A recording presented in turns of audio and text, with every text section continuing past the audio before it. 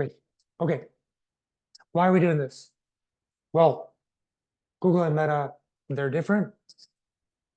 They're not that different. They're they're like cousins. They can really help each other out. And we are going to make a case for how deeply related they have become and why they are so important to coordinate together.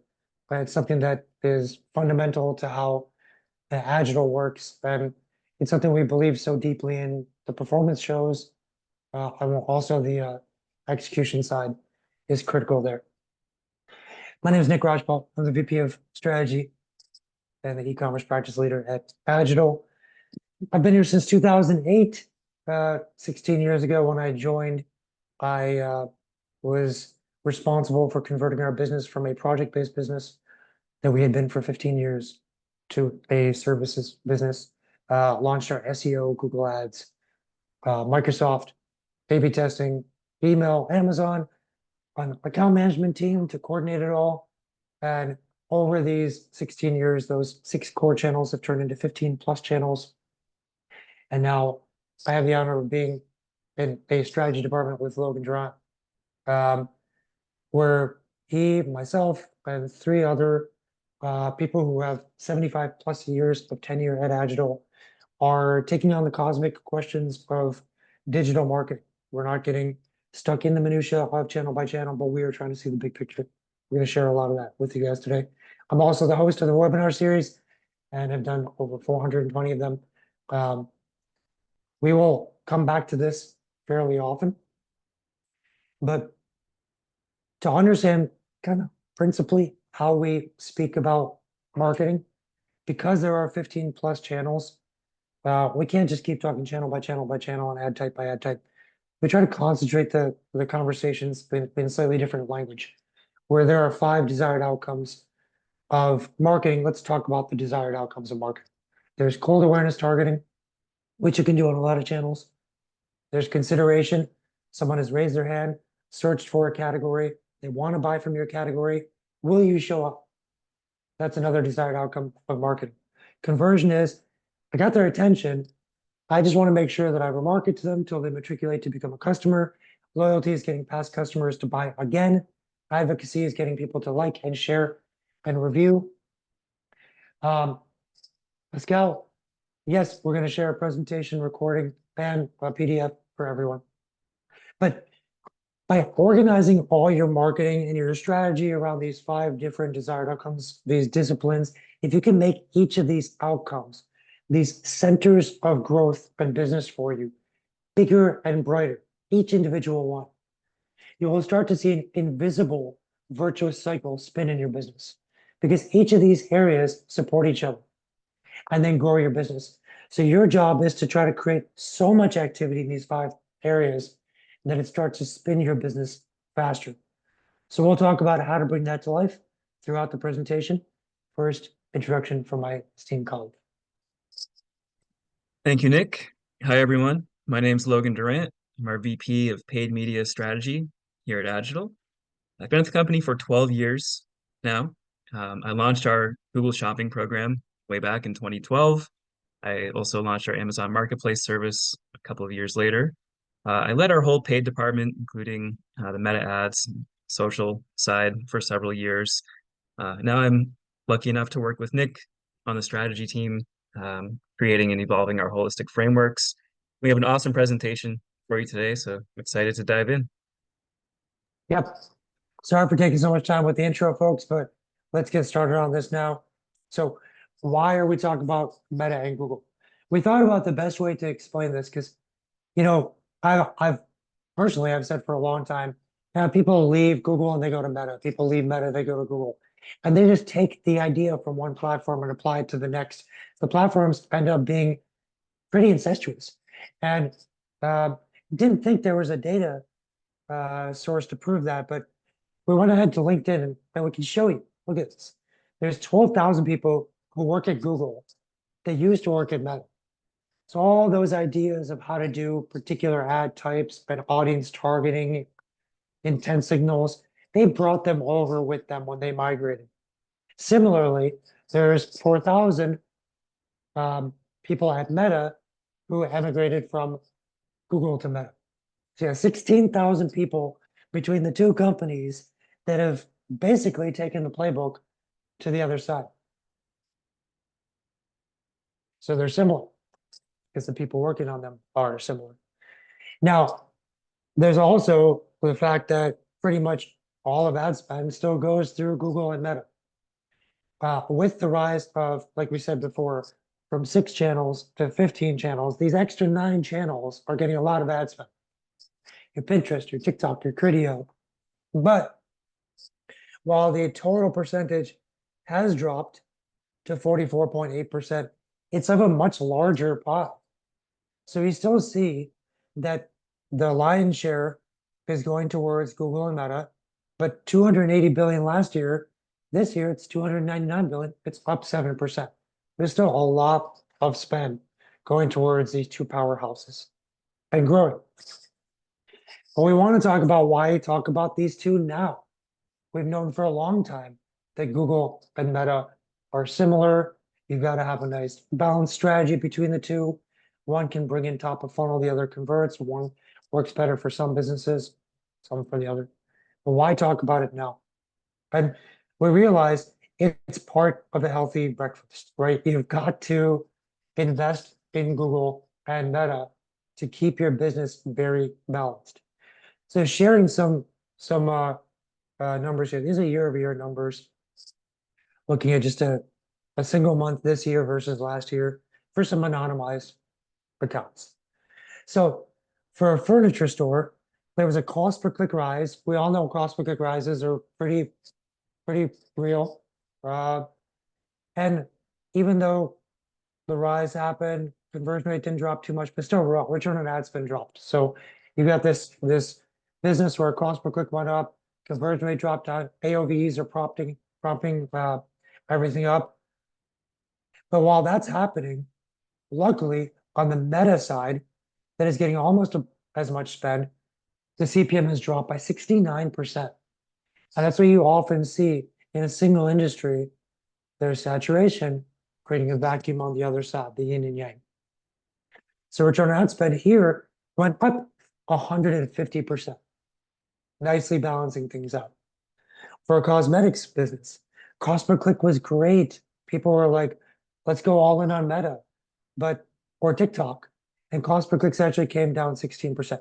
But what you'll see here, if you can read between the lines, one of the things that was done for this particular business was go much more top of funnel using videos. How do we know that?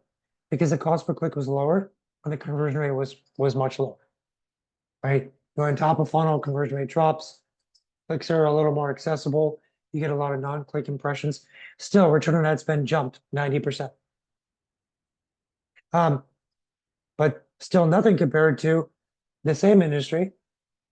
People were pulling out of Meta, going elsewhere, and CPM dropped 61%. Return on ad spend skyrocketed 516%. Pretty amazing. Now, for a premium meat delivery business, a business where they cater to the good times, where you celebrate with very expensive meat, cost per clicks were down, luckily, and that helped hedge things a little bit as conversion rates and the economy kind of pulled back conversion rates a little bit. Even with the 4% lift in conversion rate, this particular business continued to suffer on Meta as well. So it's not a silver bullet to just have one that saves the other. Sometimes a business is going to contract under economic demand pressure, but in many, if not most cases, using this as a fulcrum to balance things out can be incredibly powerful. Katie's asked, how are you determining ROAS? The ROAS in this case is just the super simple platform ROAS, revenue versus ad spend within platform tracking. Anonymous, is this webinar relevant to B2B as well? I would say 15 to 20% of it could be applied very nicely to B2B, and maybe 30 to 40% of it is very specific to e-com, B2C. and then you probably still find value in the rest. Logan, is your clicker working? Let's see. Um, Okay, yep, it is working. Okay, here fantastic. we go. Yeah, so let's talk about some challenges between the two platforms as we start to frame this conversation. The biggest challenge in Google Ads by far is wrangling performance max. It's been basically the campaign type for the last 2 years that every merchant is trying to get right. It was that, kind of rough transition for a lot of people from smart shopping to performance max. And most merchants that come to us today are still trying to get it right. It has benefits. So you get a lot more visibility across Google surfaces like display, YouTube, Gmail, but it has its drawbacks because it's sometimes a little bit diluted. You don't get that really focused ad spend oftentimes on the shopping results. And that can cause diminishment in new customer acquisition. It can cause your overall MER to increase and your ROAS to go down. And we have new campaign types that are, sort of also black box like demand gen, which offer audience targeting suggestions, but really no overt targeting options. So Google is becoming a little more black box, a little harder to wrangle. When it comes to Meta, the attribution is still challenging. So ever since the switch over from iOS 14.5, when Apple users now have the option of asking the apps not to track, there's been a big discrepancy between the revenue and ROAS reported in the Meta platform versus an analytics platform like GA4. So I think most people intuitively know that the truth is somewhere in between the two platforms, and that the revenue can get inflated depending on the business type that you have, especially if you're incorporating the view through or engaged view revenue. So attribution is a huge challenge, and that leads to challenges on budgeting. How much do you spend on Meta? Can we take the returns at face value? Is it actually adding incrementality? And then to Nick's point, I love that LinkedIn slide, everyone changing jobs to the between Meta and Google. The platforms are becoming more similar. It used to be that Google Ads was just targeting consideration, which would be like non-branded search, shopping ads, the ads that appear right on the search results page. It's since expanded, quite a bit to include a lot of awareness targeting, plus YouTube networks across their display network. So it's acting a lot more like Meta in that regard. And Meta is releasing a lot more ads that are kind of similar to Google. So now we have Advantage Plus Shopping, which is this kind of all-in-one broad targeting ad that covers people all across the customer journey. So we can see when we start to organize these different audience targets by our marketing cycle, by our virtuous activity cycle, awareness, consideration, conversion, and loyalty, we have a lot of the same audience targets across these two platforms. They're very similar. Lookalikes can map to interests or affinities. Interests map to affinities. Life events are the same on both. In market are very similar on both, and then you still have the option target past site visitors for marketing on both, and past purchasers with loyalty on both. So the big question is like, how do you organize your ad spend across these channels? How can you make sure that you're getting the most out of them and that you're creating efficiencies with areas that are the same and really tapping into the areas that are different and unique? And that brings us to some of the solutions to those problems. So let's talk about key solutions here in section 3. Number one, you have to pursue the right tactics in each channel to get the best performance. Nick and I have done several webinars in the last year or two on these kind of like most up-to-date thoughts on our methodology and our tactics, but I thought I would summarize them here quickly for you. With Performance Max, because the campaign is kind of diluted across more surfaces, and the ad spend is going towards a lot more places than just shopping or just search. You have to make sure your segmentation is really on point.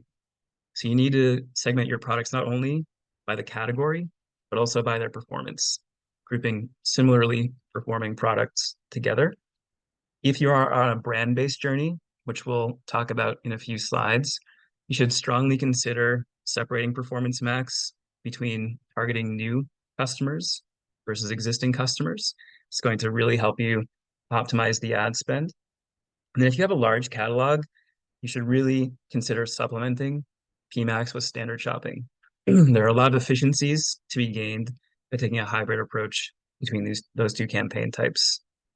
When it comes to demand gen on Google Ads, it's a relatively new campaign type. It takes audience signals similarly to Performance Max. So you want to give it as many applicable signals as possible, avoiding audiences that are too broad or too, you know, and that aren't intent driving. You want to make sure that you upload a lot of different creatives that align with your different customer segments. That's another preview of what our playbook has in store later in the presentation. And then you want to use a lot of different aspect ratios for the ads themselves for the most possible coverage. In Meta, we could have listed like a ton, just so many bullets here, but here are the greatest hits. You want to test different lookalike audience percentages, ranging from anywhere from 1% all the way up to 5%, depending on how niche the product category is. You want to monitor the frequency of your ads. So for cold audiences, you want to keep that between like 2 and 4 frequency. For remarketing, maybe between 4 and 6. You want to have clean segmented customer lists, ideally separated by like your VIP customers, any sort of meaningful customer segment that you can target in ads is good to have. And you want to make sure you take advantage of Advantage Plus Shopping, which is Meta's kind of like newest campaign type, takes advantage of AI, broad targeting to find the right audiences. Great. So let's now talk about the other side of this is kind of like knowing which ad types are saturated. So as you pursue a budgeting strategy and a campaign strategy, us, Google and Meta, you have to know where it's going to be really hard to compete or a lot harder to compete. The first place is traditional search ads. So kind of like the oldest, most mature ad type in Google Ads. Naturally, it's the most saturated. So you really need to kind of like balance the visibility, especially on those short tail keywords, those head terms, trophy keywords that may have a lot of volume, but may have a relatively low conversion rate. But when it comes to search ads, the mid tail and the long tail for most merchants are still really viable, especially when it comes to Performance Max, Google Shopping listings. In Meta, you want to pay attention to the cost per impression across the different ad types. So the CPMs are up this year in general in Meta. Feed ads are consistently about 20 to 30% higher CPMs than Reels and Stories. So like Reels and Stories is probably a slightly underutilized ad unit that, it takes a slightly different type of creative format wise, but you will get a break on those CPMs. And then in Google Ads, YouTube specifically, the non-shorts video. So more and more merchants getting into YouTube advertising, but shorts is a relatively new ad type, very similar to Reels. The CPM on an average like regular YouTube spot is about $1.57, where YouTube Shorts have an average CPM of 10 cents. So it's worlds different. That the competition is very different. Understanding these differences in competition in the campaign types and sub-channels of Google Ads and Meta is really key in helping planning your budgets and your targets. Great. So now, once we have that, it's time to align our ad types and start to do this planning based on the desired outcome of the marketing cycle that Nick unveiled in the first few slides. So the first thing we want to do is just break out everything by our VAC, our virtuous activity cycle. We know that each of these activities has a desired outcome and that there are campaign types and audiences in each platform that map to those outcomes. So some examples here, awareness. We know that the activity we're looking for are cold audiences that fit a customer profile that are seeing ads about the business. And there are plenty of ad types that fit that bill, from cold audience targeting and reach campaigns in Facebook and Instagram to cold audiences and dynamic prospecting in Google and Bing display, and also cold audiences and video-based campaigns like YouTube. Consideration, we're looking for targeting people that have already shown an interest in purchasing your products. They're doing a search. They're saying like, I'm ready, I'm in market, I'm considering, I'm looking. So the ad types that meet that really well are non-branded search ads in Google and Bing. So like text ads, display, shopping, video demand gen, non-cold audience. So people who have, maybe searched for your really important keywords, but now you're hitting them again, kind of across some of these networks. And then on Facebook and Instagram, you can target people from a consideration standpoint who have interacted with your ads, but have not yet been to your site. And as we go along the cycle, we can also start to map campaign types to conversion, loyalty, and advocacy. So conversion, we're looking for past visitors that are being nurtured in their purchase journey to make a first purchase. So here, we can use a combination of branded search on Google and Bing. We can use remarketing on display and video networks, use demand gen remarketing. On Facebook, you can use dynamic remarketing, static and video remarketing. And moving on to loyalty, this is targeting people who are our customers and encouraging them to make another purchase. Could be replenishing an existing product or maybe a cross sell to another product in your catalog.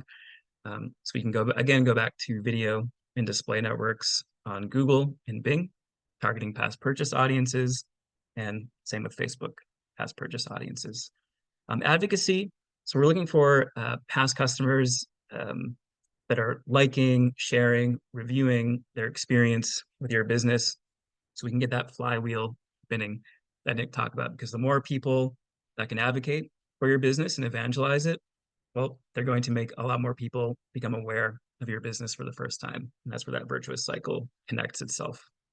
So here we can influence that with email and SMS through review requests, marketplaces for through a reviews audit, and then email and SMS again through referrals. So mapping this out is really important across the VAC, because you can start to understand which campaign types align to these desired outcomes and start to organize it. You have a nice cross-channel strategy that's well organized. You also want to gain efficiency in your marketing too. So it takes a lot to plan all of this stuff, and you want to understand, which ad types are similar, which ad types can connect to each other, and which ad types can you actually use similar creative for example. So one of those examples is YouTube Shorts. It's going to use the same ad format as Instagram Reels. So we have, a lot of success kind of cross-pollinating between those two channels, keeping messages consistent, and more importantly, keeping the work for our creative team down a little bit. The other thing too is that, with these platforms, there are more sort of like broad targeting, slightly black box campaign types that are coming out. So you should understand when you're activating those. You should be willing to activate those across both Meta and Google.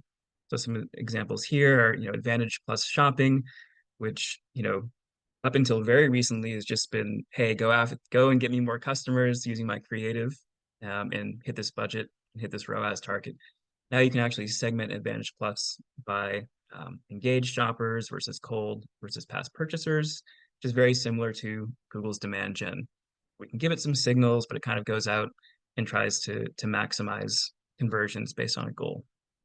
So understanding the similarities between these campaign types will help you understand, when you should deploy them, and give you a better view cross-channel of your cross-channel strategy.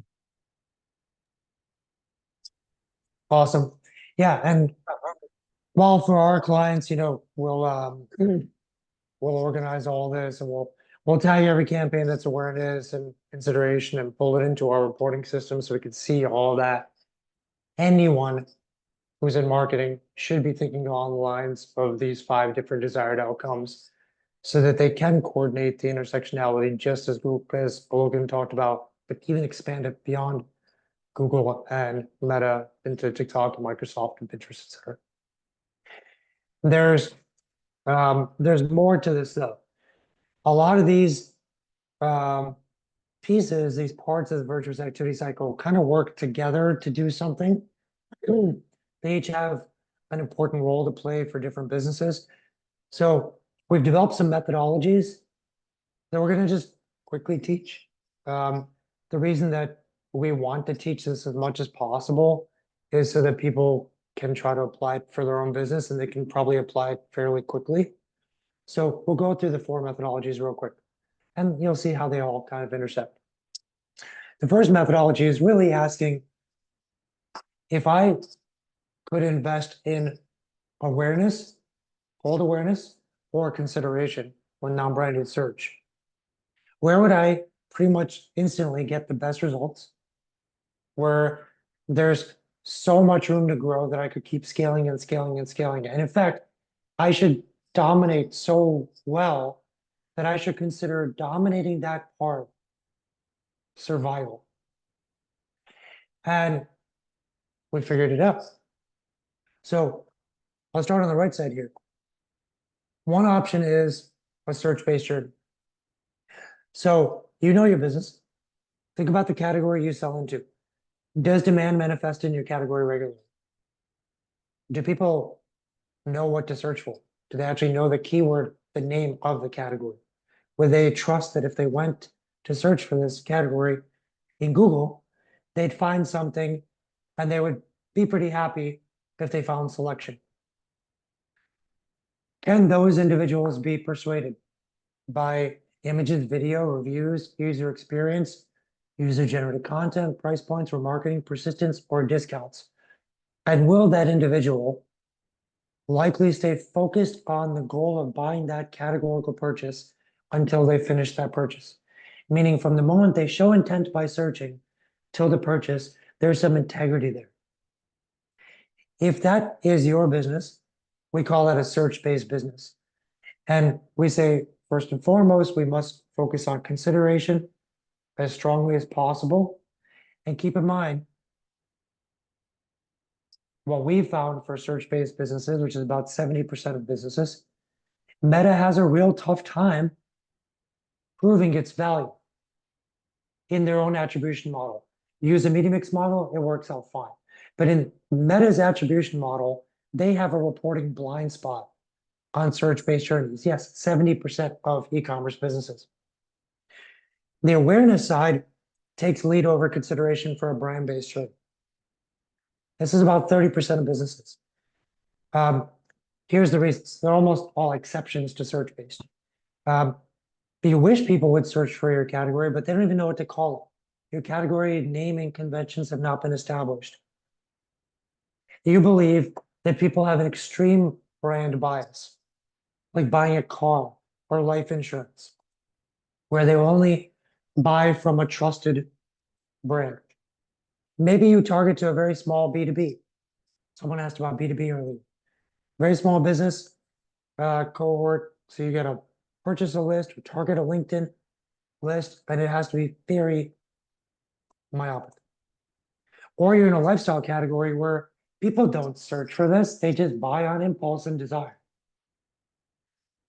Those would all be brand-based, and Google, especially Google search, happens to have a bit of a blind spot there.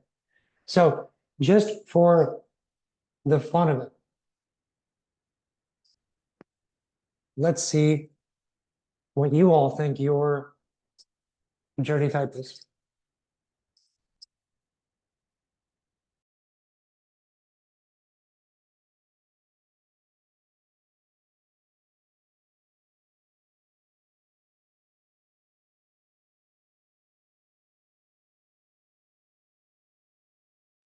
All right. So I'm going to close this out in 3, 2, 1. Okay. So 70% of you are a search-based journey, which is typical. We found this through thousands of survey results thus far. 23% brand-based. Let's split the difference, and we're 2673. Great. It's important for you to try to figure this out. We just put together a very long, I hope no one thinks it's a diatribe, but an in-depth study of search versus brand-based journey on the Agile website. Um, you want to grab that. Maybe I'll post it in chat in a bit. Okay. So there's other methodologies. The performance methodology says everyone's always stuck on ROAS for marketing efficiency ratio. But what about the long-term goals? Don't you want net new customers? Don't you want to increase your customer lifetime value? That can give you healthy long-term growth.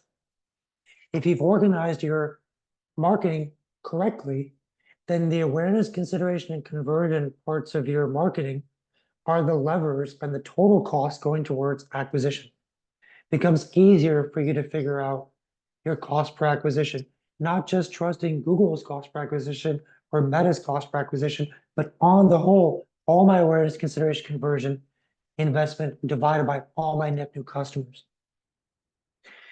Equally, if you've cleanly sequestered your past customers and excluded them from everything in awareness to conversion, you now can cleanly say, here's my past customer investment.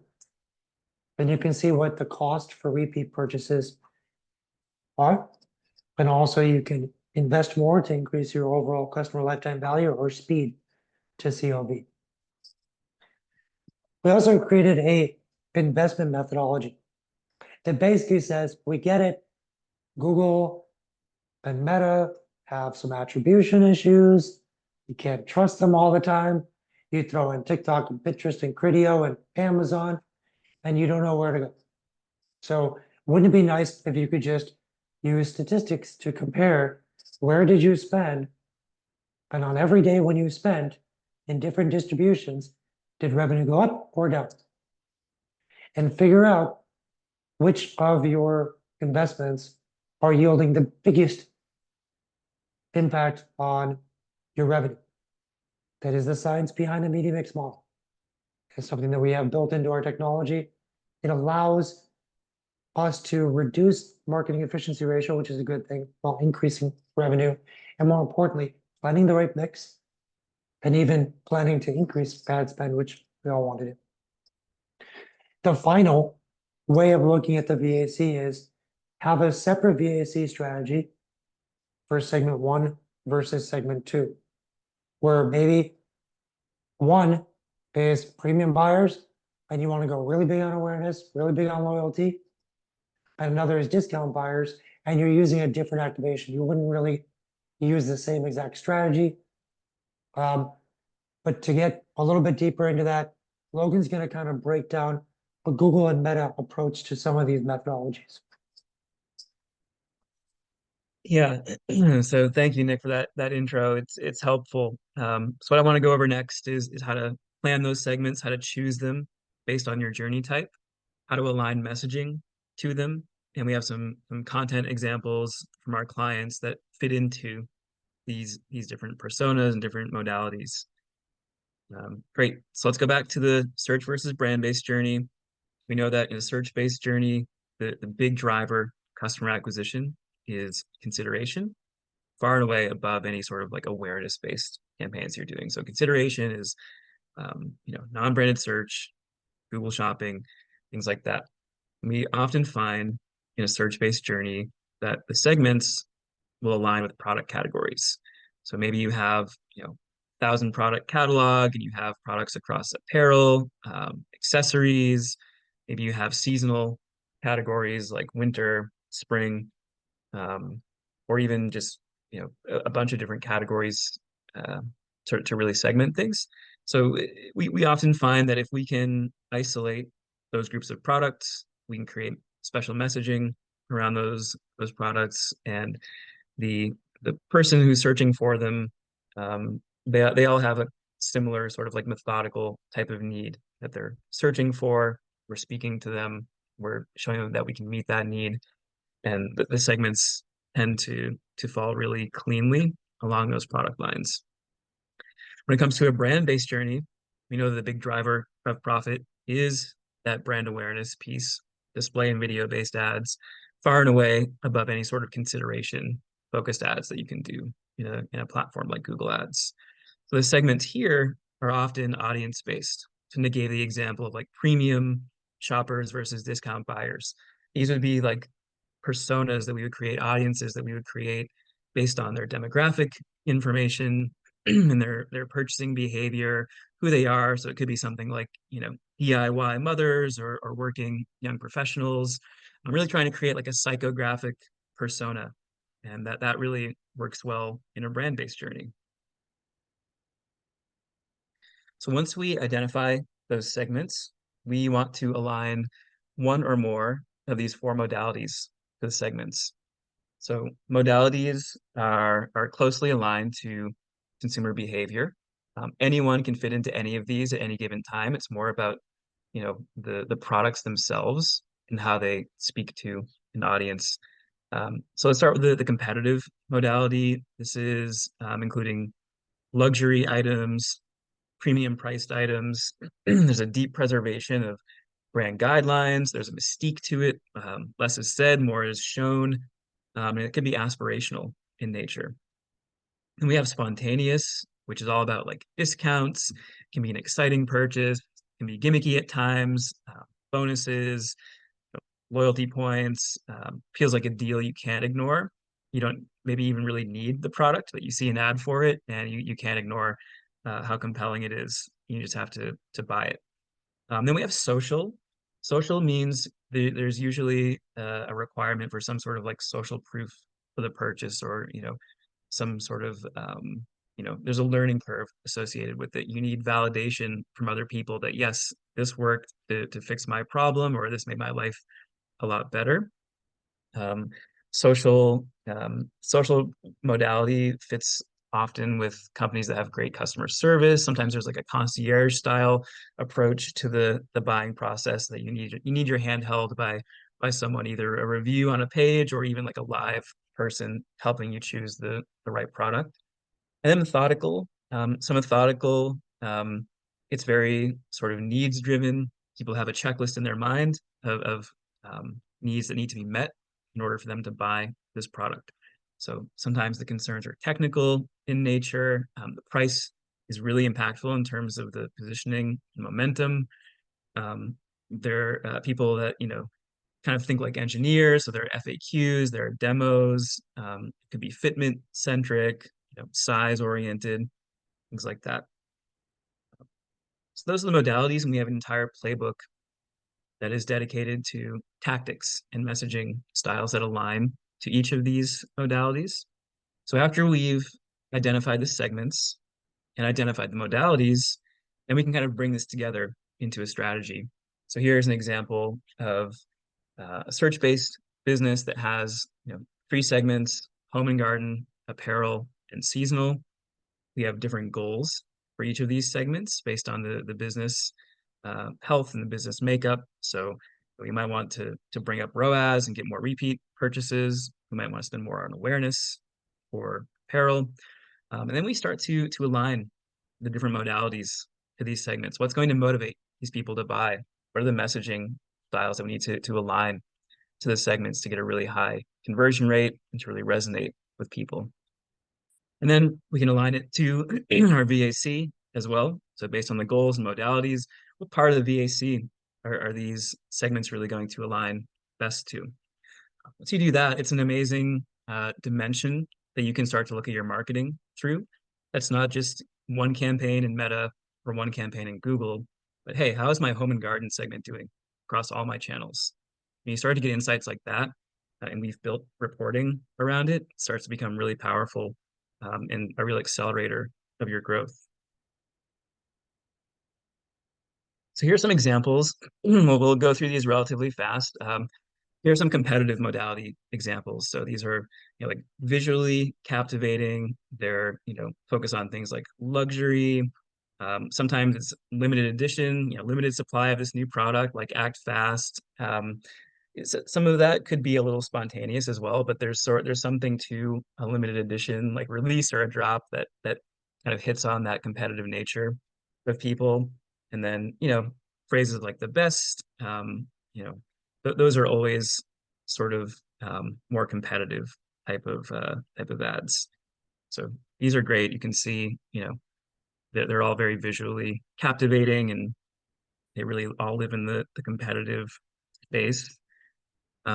Spontaneous, again, very deal driven, urgency driven, right? A deal you can't ignore, a free cookie, exclusive offer with a promo code or 15% off your first order type of thing. So um, these creatives are meant to spur an action. They're meant to create urgency, meant to be sort of a deal that you can't ignore. Okay, social. So these ones again, they're more like review based. You need social proof, whether it be from user generated content, someone who has purchased the product, enjoying it, showing it off. Um, maybe the product has received an award, or maybe there are, different testimonials that you can feature in the ads. These are all things that kind of tap into that social modality and give you the belief that, okay, there are plenty of other people that have enjoyed this product, that like it, that have seen success from it. That gives me confidence that I can enjoy those same benefits.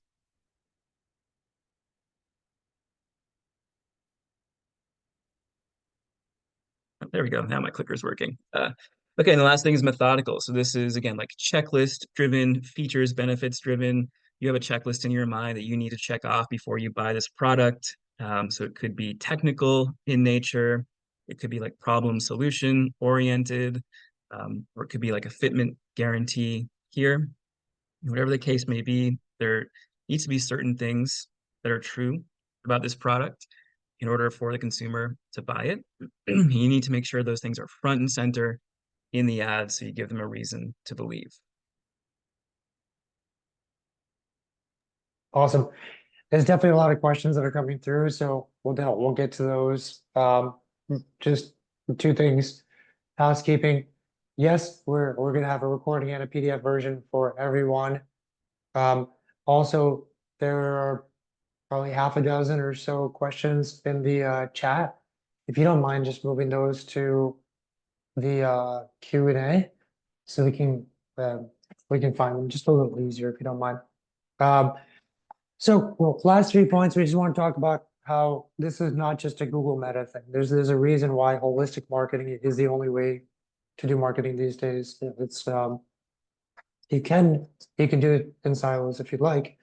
It just won't grow as fast. You won't be as lean and efficient with the work that you're doing. You won't be as effective and coordinated. So just some notes here. The mention from Logan earlier that YouTube Shorts and Reels are similar. Actually, they're kind of all based on TikTok. So TikToks are 15 to 180-second videos shown in a mobile-ready format. Instagram and Facebook show Reels, which is almost identical format. Google started Shorts, which is almost identical format. Only the time frames are a little different. Um, other than that, pretty similar. And I think there was a question earlier. The demographic of users on TikTok tend to be the same demographic that really enjoys using Reels on Instagram and on YouTube Shorts. The Facebook users of Reels are a little bit skewing a little bit older, but are kind of giving new adoption to this format across all the different platforms just because of getting more visibility on Facebook. It's important to remember how Google Ads also intersects with SEO. So when you have a page on your website and you're trying to target a keyword, either paying for it or ranking for it, Google is assessing the relevance between the page and the keyword. Google's organic approach is called node rank. Their Google Ads approach is called ad rank. Both of them are using a formula for calculation, ontological calculation. In Google Ads, though, if you have a low relevance score and you still want a high position for a keyword, you have to pay the difference. So your total ad rank score is impacted by a low quality score, a high quality score, and then you fill in the gaps. So you end up getting charged more. If you rank for a keyword on page one, the average cost per click is $1.72 with this group of accounts that we tested for this particular illustration. But if you target a keyword that you currently rank for on page five, because your node rank is not that strong, your ad rank is also not that strong, you end up paying 64% more per click. So it's nice to coordinate those together. We built a report that does that for all of our clients, which is really helpful. Also remember, you want to synchronize your email with, in the loyalty section and advocacy section, with Meta, with Google, and Criteo. So Klaviyo is kind of the leader in this. They did a great job of figuring out holistic science is the future. Let's do something about it. So back in 2016, they already made it super simple to connect every single list that you create in Klaviyo can be populated and updated in real time to Meta. Q4 of 22, they added a natural sync, a native sync to Google Ads. The next quarter, they added a sync to Criteo. You can use Zapier to fill in the rest for Meta, or for Microsoft, TikTok, and Pinterest. If you're not on Criteo, no big deal.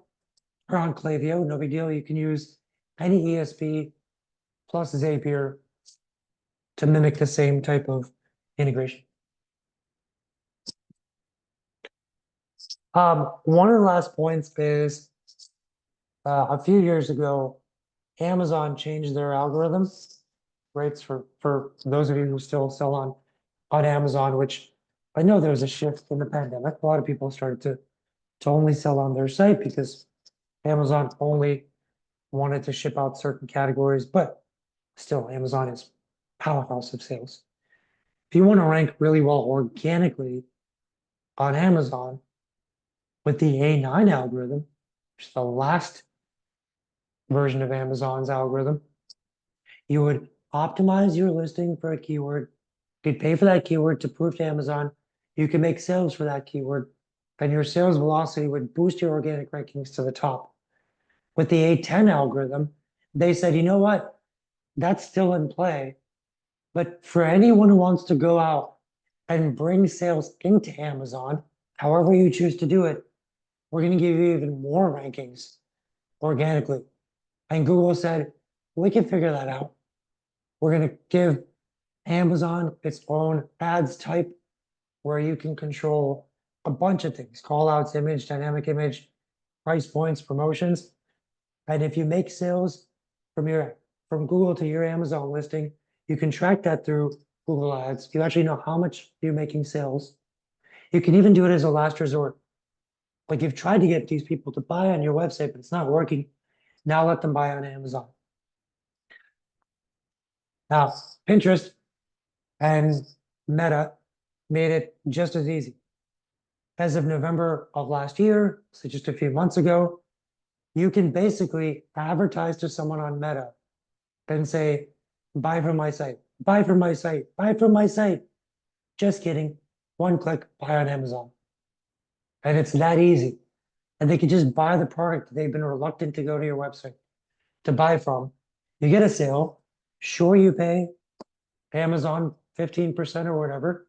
You still made a sale. And you can remarket to that person to buy on your website with their next purchase. No big deal. So get that first purchase on Amazon, switch them over to website later. We're going to start getting into questions, but we have an offer for you guys.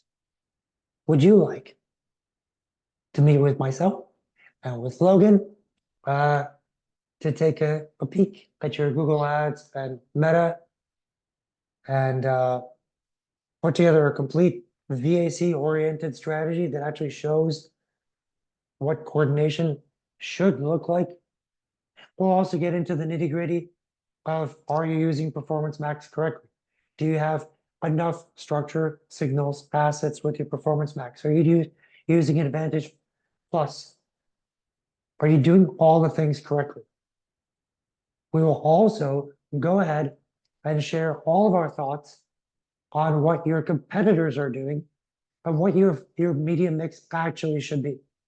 You're heavily invested like everyone else in Google and Meta. Here are the things you want to round out as well. And we'll show you proof that your competitors are doing the same thing. And it's all free. We don't charge, but you're going to have to answer the poll and tell us you want this. We put a little caveat in there. It's not really easy to get juicy insights from an account that doesn't have a lot of ad spend. So if you're spending either at least 15K combined, or you've only really flushed out Google or Meta, no big deal. We can just do it's an and/or situation. We'll figure it out.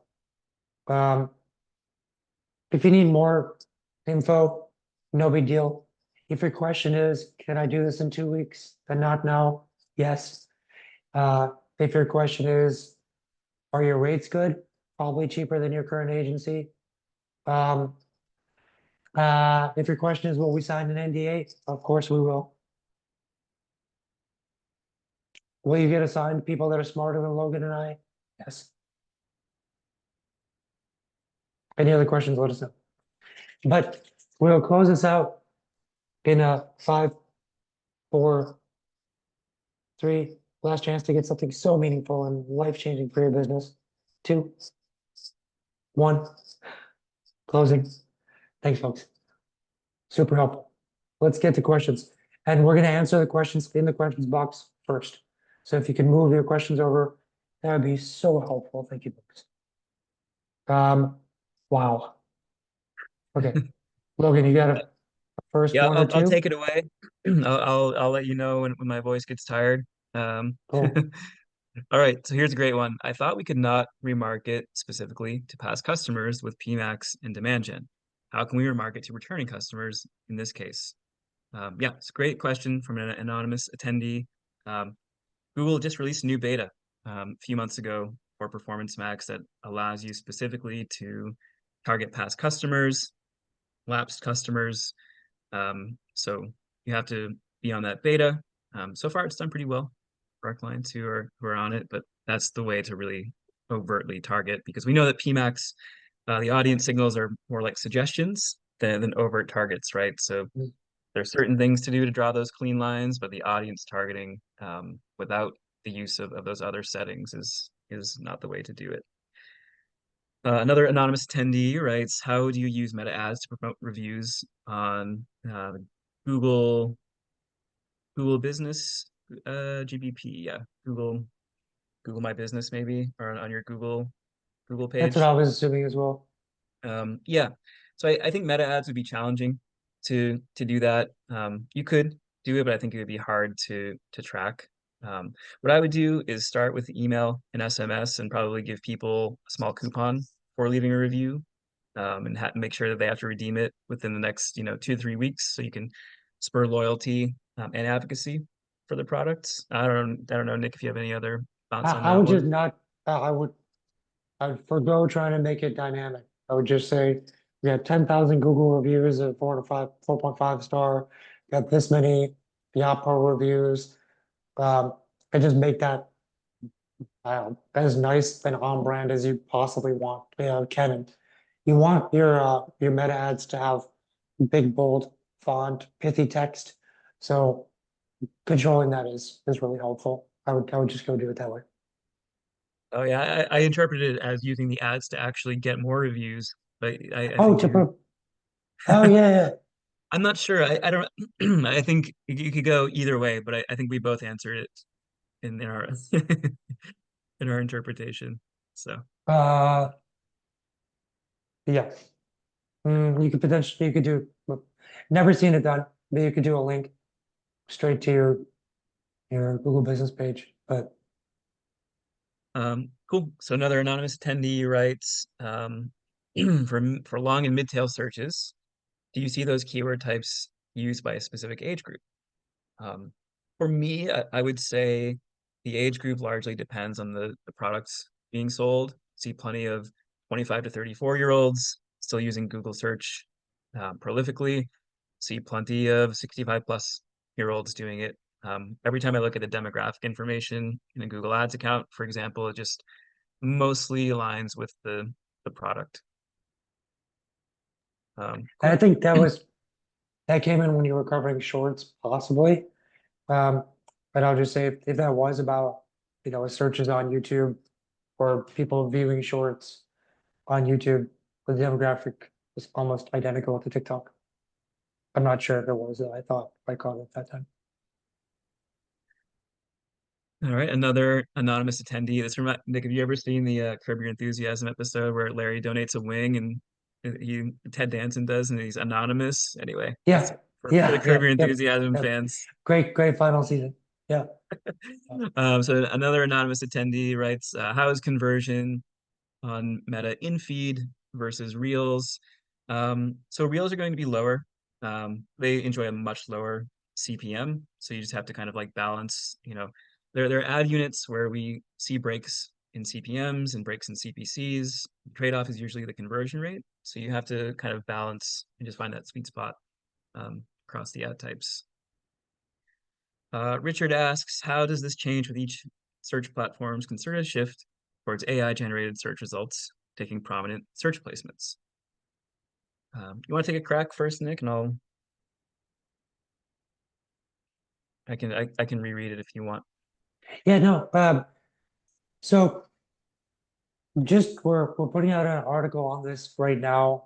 I'd say first of all, it the AI developments and search for Google are for its survival.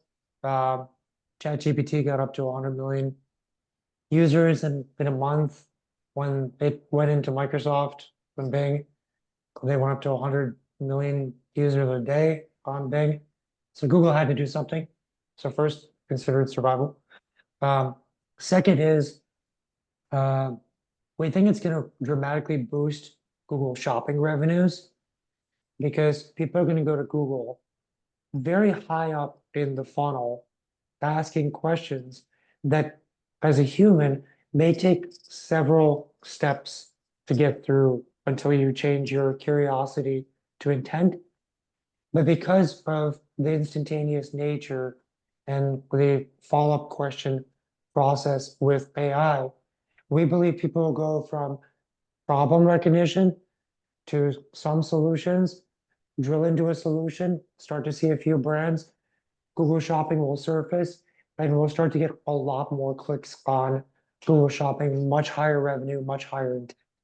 So enjoy it. Yeah, we foresee a pretty good future on that side.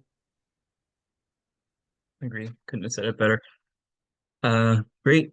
So when we were going through the messaging and aligning that to audiences, another anonymous attendee asks, are these for your target audience groups or for your company's product that you're trying to sell? So I think it goes back to the differences in segmentation between search-based and brand-based companies. So search-based ones, usually we tend to segment by the product category because there are usually a lot of them, and we're targeting anyone who's in market for those categories because there could be a wide variety of, demographic and psychographics that make up those people. When it comes to the brand-based ones, we're more kind of dialing in on the demographics, age, gender, income levels, things like that. So it just depends on the business makeup and the products, whether we're going more after those psychographic type of targets or we're targeting the products themselves. We're all trying to sell products for the most part. So it's all in the name of selling products, but these are just different dimensions to look at. John asks, how do ads that address all four modalities perform? That's a great question. Um, I think we tend to see them perform a little worse than ads that really key in on one or two modalities. So here's an example of like modalities being at odds with one another. If you have competitive and spontaneous, competitive is usually like upscale or lifestyle or premium, deep preservation of brand guidelines, while spontaneous is novel, offering discounts, urgency. Those two modalities are usually at odds with one another because a lot of times like luxury brands don't want to discount as much. Um, so that's just like one example of where it could be, but the message I think tends to get diluted if you activate all four. Yeah, I would I draw analogy from Lean Startup, um, the book that Logan and I often refer to. Um, in kind of the Lean Startup approach, there is this idea where when internet companies started, they they thought, I have this product. This product has 20 features in it. Let me promote all 20 features. And that slows you down. So what they started to do was kind of get surveys, ask customers, take out features, add more prominence to certain features. And they're trying to figure out which of the 20 features really mattered to customers so that all the Me Too's that copied the business tried to copy all 20. But this business knew the one thing that mattered the most, that they would innovate and no one could touch their coattails. The same type of thing happens with messaging or the science of consumer behavior and modalities. If you put too much together, you can't extrapolate what is truly working and you can't further it. And you want a competitive advantage and an X factor. The only way to do that is to know what it is you're saying no to or what it is you're saying yes to. So I wouldn't conflate it too much. It will have reverse effects in the end. Yeah, well said. Love that book. Caleb writes, what is the reason for supplement with standard shopping campaigns if catalog is greater than 1,000 products? Good question. So this is not always do this type of rule, but what oftentimes happens is, people will start out with like one or two performance max campaigns. They have a really large catalog, so performance plateaus really quickly. And what you start to do is you start to segment those campaigns by category and just kind of get more granular, but you're not seeing the scale. And it's because the ad spend is getting diluted across too many different channels. Google is guessing too much, just can't quite reach the performance. So standard shopping is a way to kind of create an insurance policy that you're getting more and more impressions on the Google search results page in Google Shopping versus the kind of question marks that come with performance max targeting. Cool. Andrea asks, for nonprofit clients who historically have had to do more with less, what's a good budget allocation percentage for prospecting versus conversion campaigns, Meta and Google? It's a tough one. What do you think, Nick? We probably I need more just, I, information. yeah, if there's any more information on what, because I've worked nonprofit, there's no way that your nonprofit was that similar to mine. Um, but yeah, it'd be interesting to know exactly what you're trying to accomplish. If it is for fundraising or auctions or something like that, you could take a more singular approach, I think. But um, yeah, let us know what it is. But I'd say in most cases, meta is going to be a little bit higher than um, kind of prospecting out to people who would have similar interest is more important. Uh, in other words, like if you stop thinking through a search versus brand-based journey or awareness versus consideration purely at the search level, and you think more about is who I'm targeting more important than what they're looking for, then you kind of go more towards awareness and brand-based journey. So I'd say Yeah. pretty high on the prospecting side, get as wide of um, visibility as possible. And you don't need to over invest in conversion, but I would keep testing on conversion to figure out what it is that gets people to finally go. Yeah. Well said, Nick. So Nicholas writes, how do you deal with attribution issues? I'm forever seeing Google claiming 1 million in sales, Facebook claiming 1 million in sales, and the client's bank account seeing 1.2 million in sales. I get that you can look at efforts holistically, but how do you put boundaries around that?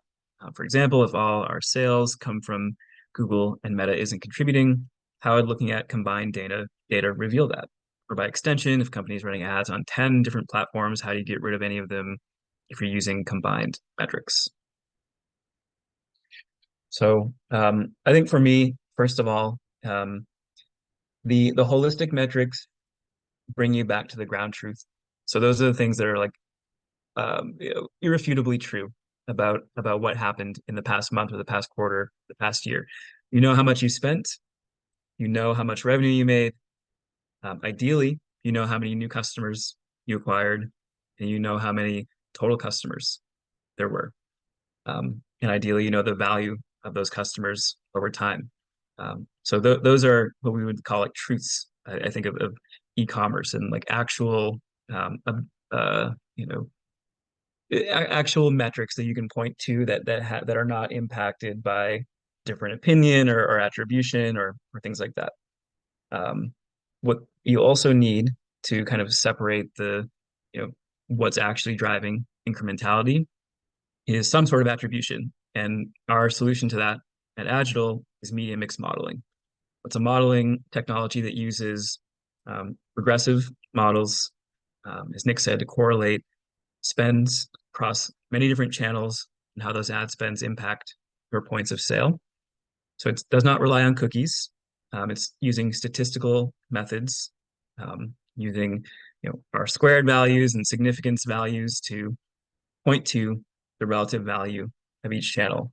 So you need to know those holistic metrics, to your point, Nicholas, but you also need to apply that. And you need to, on a channel level, know where the rubber meets the road to tactically, apply learning. So we use media mix to direct that, so we can actually see the value of Facebook versus Google, because we know the platforms are attribution hungry, or we know they're going to claim as much credit as possible for the revenue because they want more ad spend.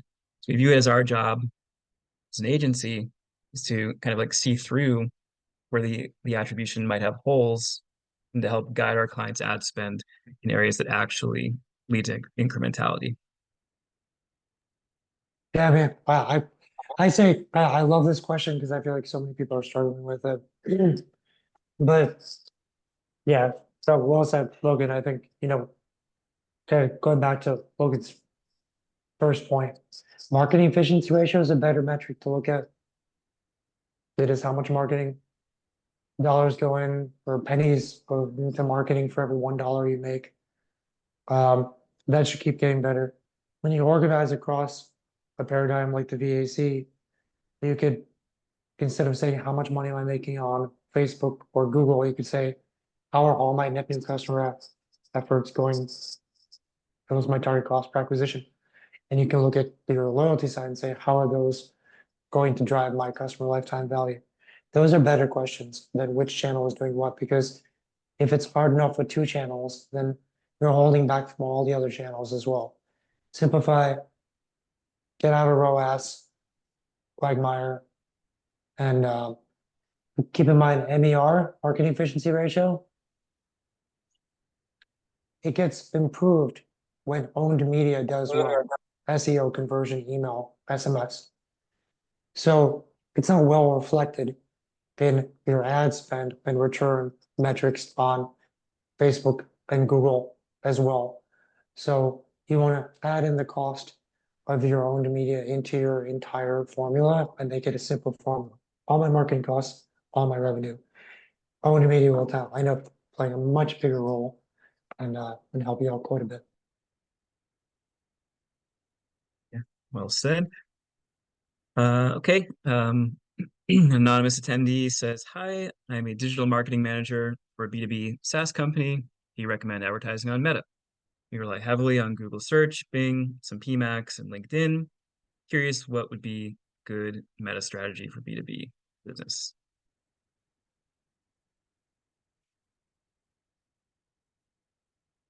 Yeah, I mean, I think there are certain audiences in Meta that can lend themselves to B2B. I think you're probably pursuing the right mix here. But if you're not on Meta at all, it might be worth at least pursuing it from a remarketing standpoint to start out with. Could start to do some cold audience tests, but B2B is always a little bit harder with Meta. And I think Google search, Bing in particular, leveraging LinkedIn advertising or like those LinkedIn targets by industry, things like that are really valuable. And this kind of goes along with another question later. If you have a longer buyer journey, 6 months plus, do you lean towards one platform or another? It doesn't matter if you're a brand-based or search-based journey. A brand-based will get bigger scale on awareness. A search-based will get bigger scale on consideration, but you still need to be unbelievable at the conversion stage. And Meta is unbelievable at delivering an experience to nurture people to their final destination. 86% of Americans go to Facebook or Instagram every single day. So that's where you go to remind them what your value propositions are, what they were interested in, how happy other people are. You want to hit them with spontaneous message to buy now, reinforce a competitive message. That's where you do it. Great for B2B for that reason. Yeah, conversion is definitely where it's at in Meta for B2B. Cool. Regina asks, supplementing PMAX with standard shopping campaigns, how do you handle the product selection for each? It can go a bunch of different ways, Regina. You probably want to make sure there's no overlapping in the targeting just because the optimization gets a little difficult. But, as long as you have top sellers in a certain campaign or high velocity sellers split out, I think it can go either way. But just make sure there's no overlap there. Guys, quick Let's see. question, just in the Mhm. chat box. Is it okay that we're going over? Are you guys still feeling good about this? We could try to go faster. We could try to knock them out. What's we're trying to give everyone, especially those who've been patiently waiting for their answer. But yeah, hit us up in chat and let us know if you guys want us to wrap it up or you want us to keep going because we're happy to stay.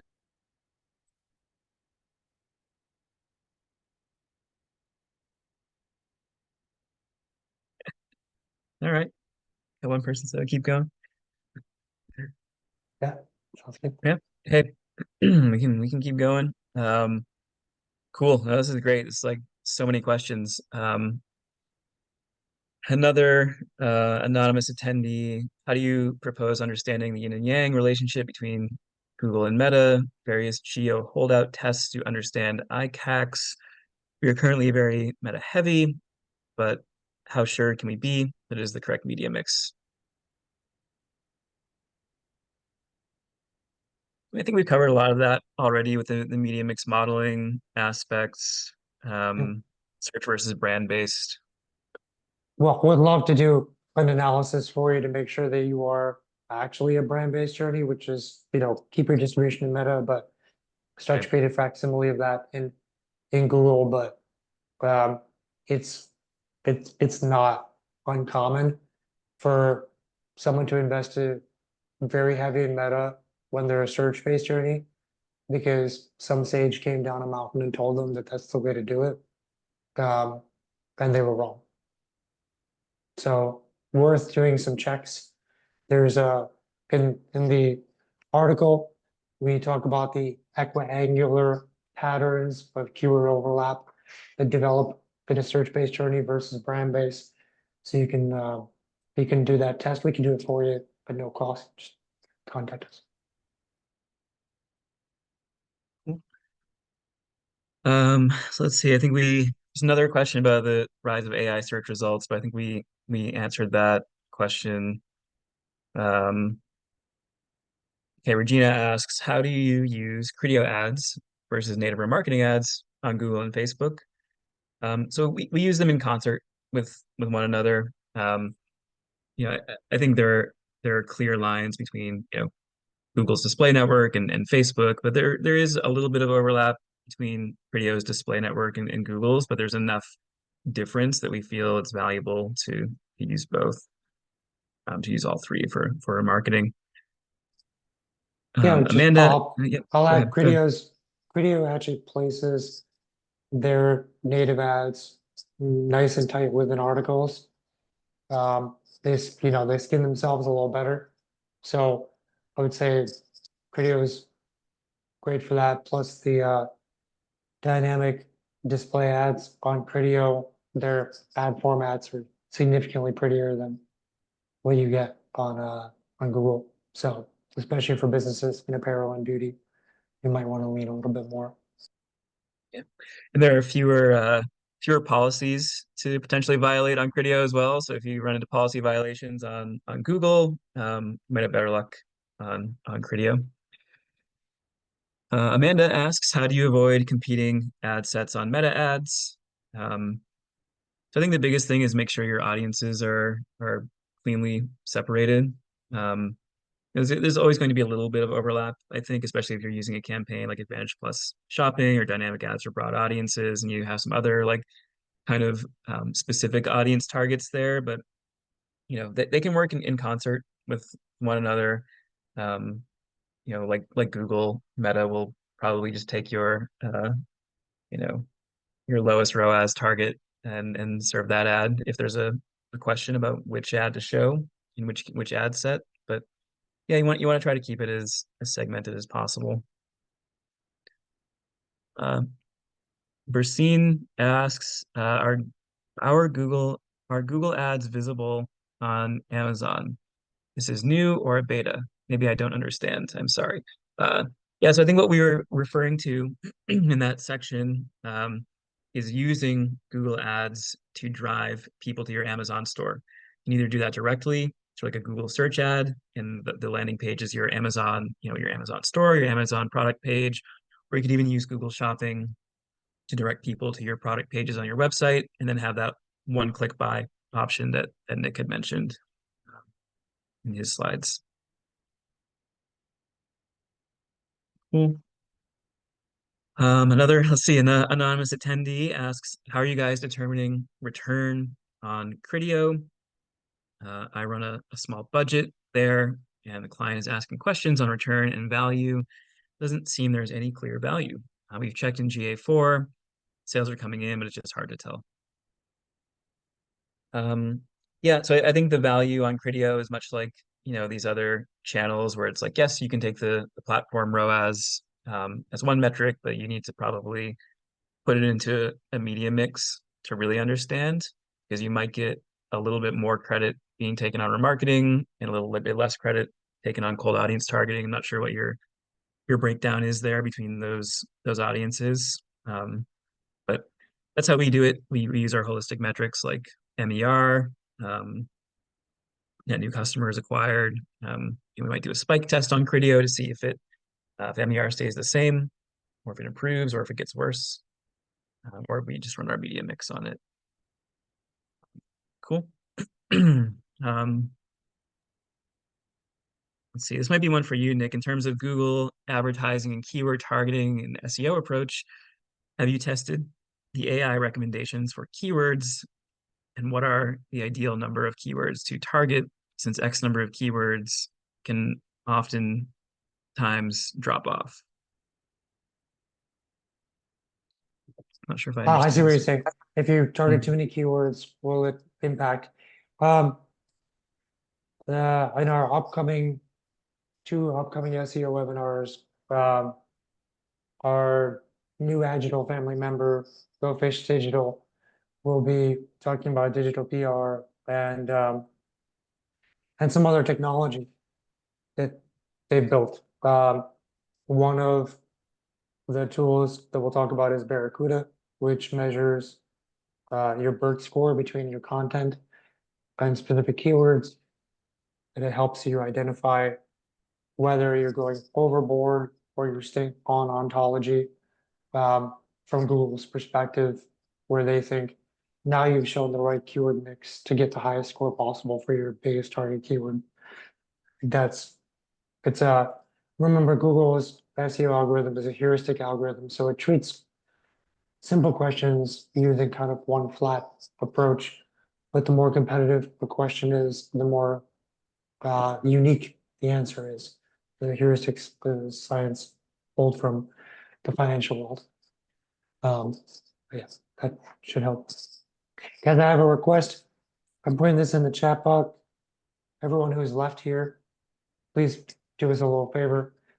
Click on that link, a link on LinkedIn, and just like that post. It's the post on search versus brand-based journey that we covered a lot today in the webinar. Please take a read for internalizing it for your own business. And yeah, that'd be really helpful. We'd love that. I don't post often on LinkedIn. I think I posted twice in the last 1 year. So just asking you guys to go over and pop a like in. We'll get to AL's last question. Any tips if you have a commodity type product like a USP or a commodity type product with 2,500 SKUs? Commodities are perfect search-based journey concepts, using the right structure for performance max and shopping, emphasizing consideration, understanding the categories, breaking them out, and the qualifiers that make someone more qualified to buy a certain product. The more you study your search language and create your strategy around that, the better. Balance that SEO, Amazon, Google Ads, and if female targeted, then Pinterest as well. Pinterest is 75% female users, so that could be incredibly effective. Anything to add there, Logan? No, I think you hit it.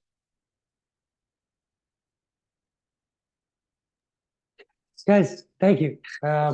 We don't always go this long with Q&A, but you make it all worthwhile It's great. with all this. So thank you folks for staying with us. And um, Logan, thanks for incredible contributions to this presentation. I think we've discussed this webinar for a long time, and really amazing we finally got to do it. Thank you for pulling such great insights. I'm sure all the people who asked for next steps are most excited to hear from you. Thanks, Nick. Awesome job. Thanks, everyone. Have a great rest of your week. Bye. Bye, Cheers, everyone. everyone. Thank you.